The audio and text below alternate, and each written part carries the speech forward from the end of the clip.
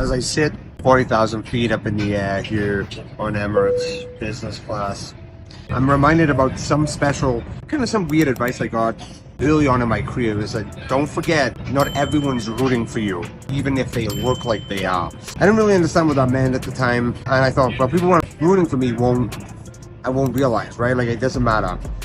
But what I realized is there was people who I thought were rooting for me or were in my corner, but only if I was below their level. And it took me a while to understand that some people you work with just want to keep you right below where they are. And I think that has been a huge realization for me over the last 2 years as I look to work harder, hustle more, build connections, and grow different businesses.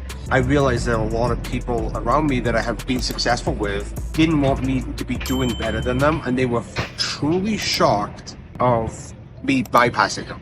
And what happens after that is that they start making decisions that don't support now my outlook. Not using businesses I own to process deals that they used to, right? Because they thought I was getting more. Or not taking up my agency help because they didn't want to pay me money out of that side of stuff, but we were still providing the best service in the industry. So that is something I wish I realized sooner. And I heard the advice very early on in my career. It was something I had looked at deeper than just surface level. So don't get me wrong, there's definitely people out there that want you to win. They don't care if you level up beyond them. I have plenty of mentors that I've bypassed that are still rooting for me like crazy in the corner, and there's plenty of people that I've worked with that are way past me that I'm just trying to keep up with and supporting them, and not making a decision about my business based on how far ahead they are of me. And I think that's crazy. I've realized that, especially over the last 2 years, everyone wants to see you win, but not above them. And I think that's something that I didn't expect, that kind of was in my blind spot until recently. So